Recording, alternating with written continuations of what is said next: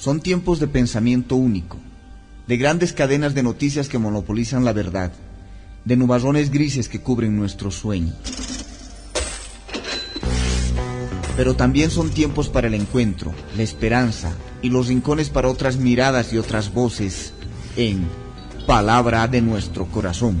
¿Quién dijo que todo está prohibido? Yo vengo a ofrecer mi corazón.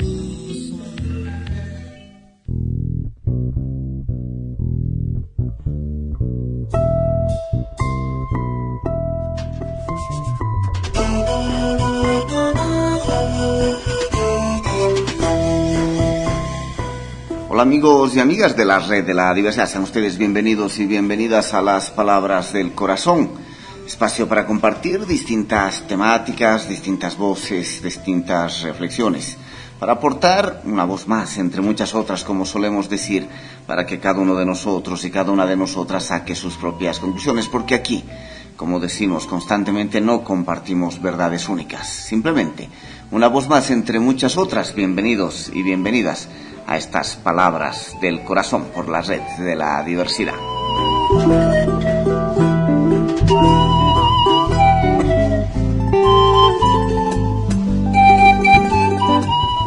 En el programa de hoy vamos a continuar compartiendo un artículo de Mario Rodríguez titulado Resignificando la ciudad colonial y extractivista.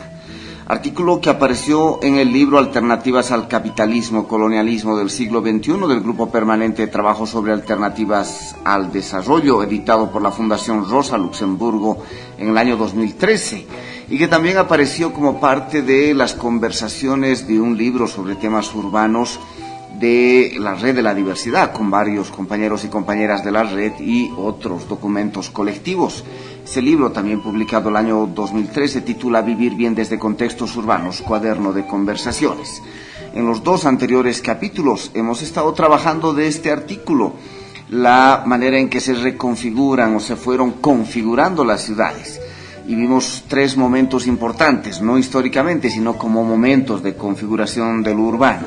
Lo colonial, marca de nacimiento de nuestras ciudades, fue el primer capítulo.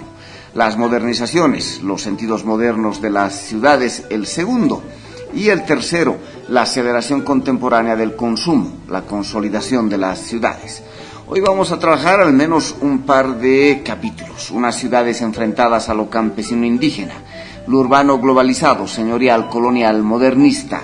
Y el segundo capítulo que vamos a leer hoy día titula Las ciudades abigarradas y en disputa por sus sentidos.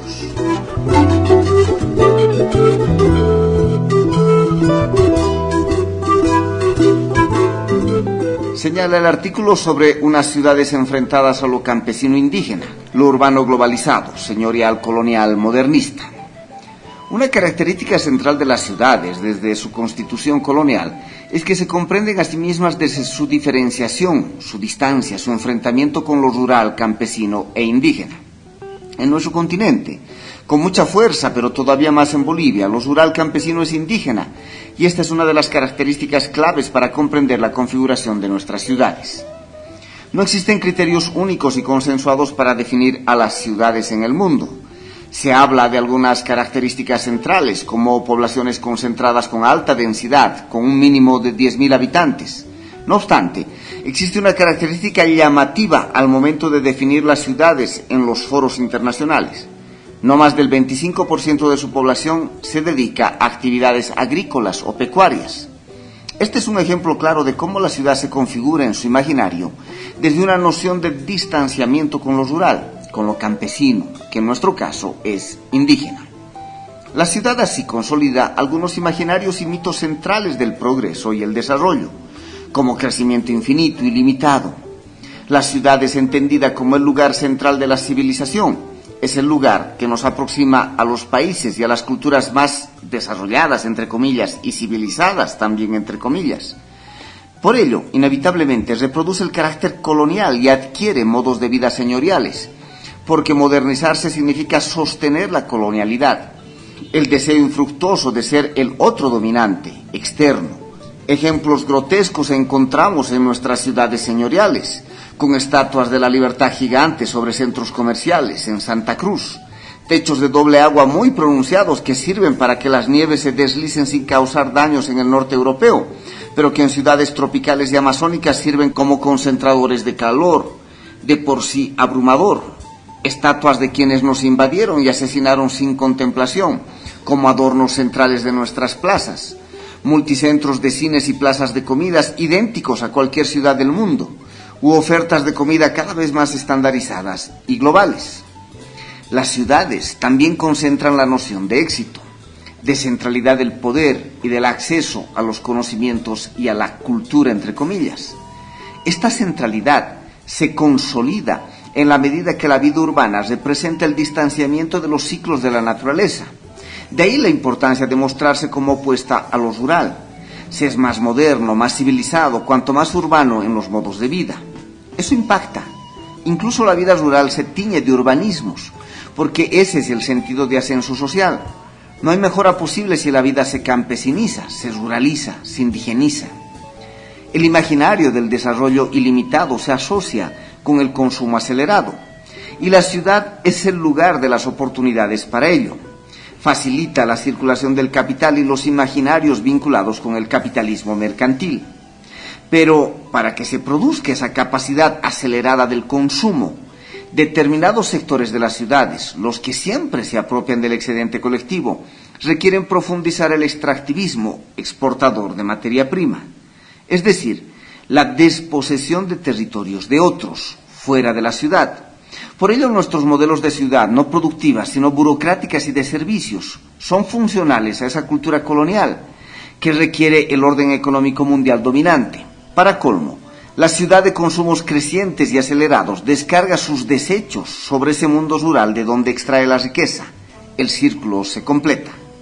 Sin embargo, nuestras ciudades no son solo eso, están habitadas por otros modos de vida. Se resignifican y se recontextualizan, se reconfiguran de otras maneras, también como continuidades entre campo y ciudad.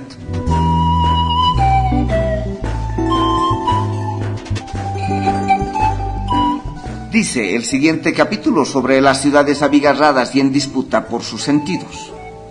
Cuentan las crónicas que cuando llegó la primera avanzada colonial a lo que hoy es la ciudad de Tarija, el grupo apenas superaba los 50 españoles, todos varones.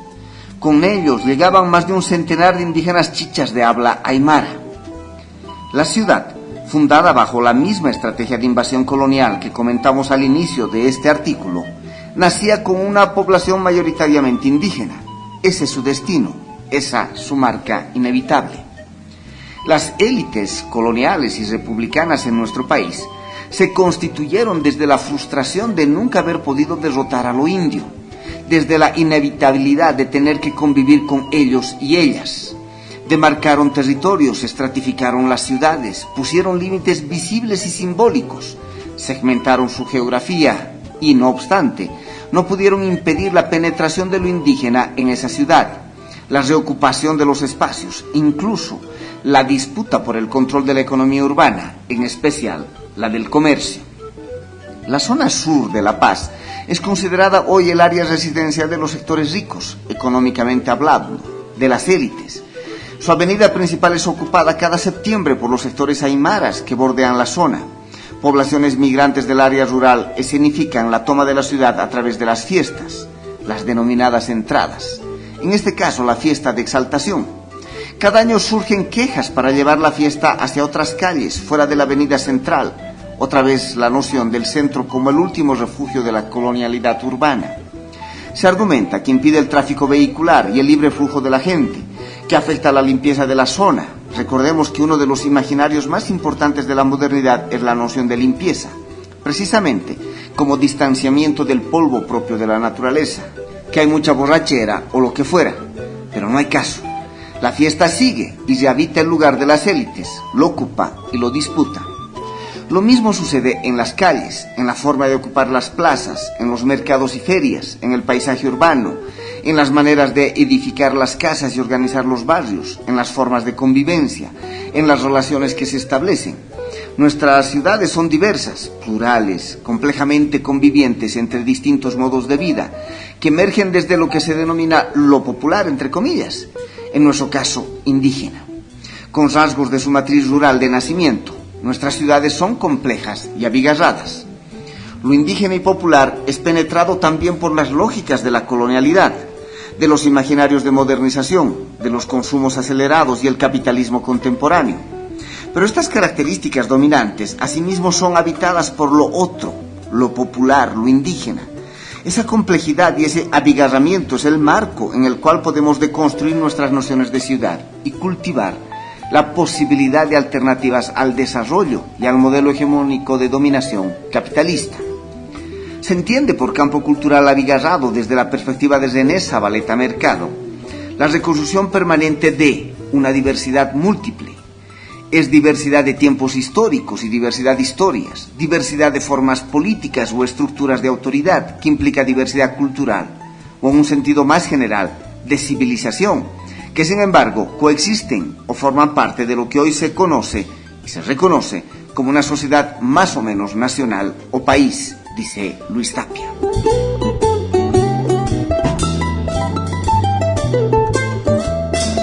El campo cultural abigarrado permite observar y comprender las singularidades culturales diferenciadas que al mismo tiempo, a través de la disolución de fronteras estables y demarcadas, reconstruyen permanentemente configuraciones culturales, donde es posible advertir los aportes de las fuentes originales y el brote de lo inédito.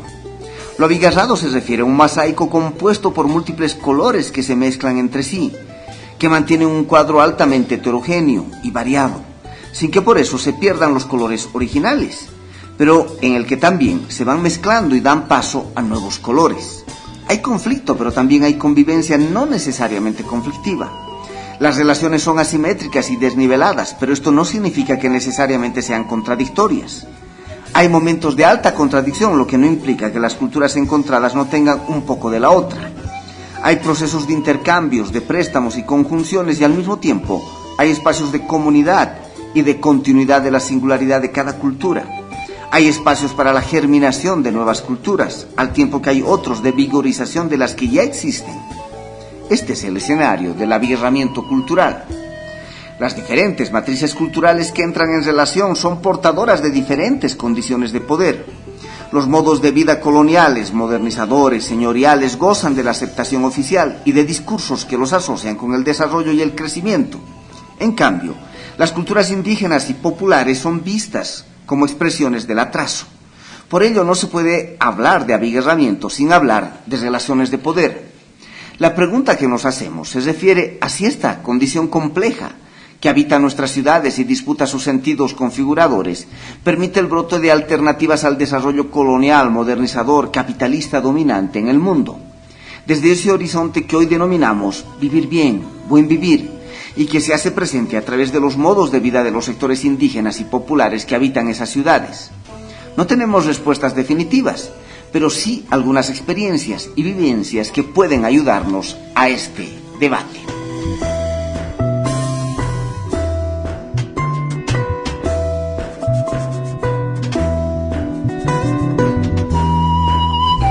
Experiencias, elementos para el debate que compartiremos en los 2 próximos programas de esta serie, aquí, en estas Palabras del Corazón, por la red de la diversidad.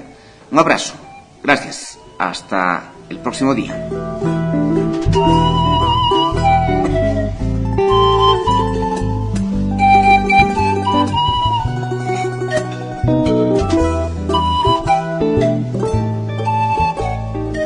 Son tiempos de pensamiento único, de grandes cadenas de noticias que monopolizan la verdad, de nubarrones grises que cubren nuestro sueño. Pero también son tiempos para el encuentro, la esperanza y los rincones para otras miradas y otras voces en Palabra de nuestro Corazón. ¿Quién dijo que todo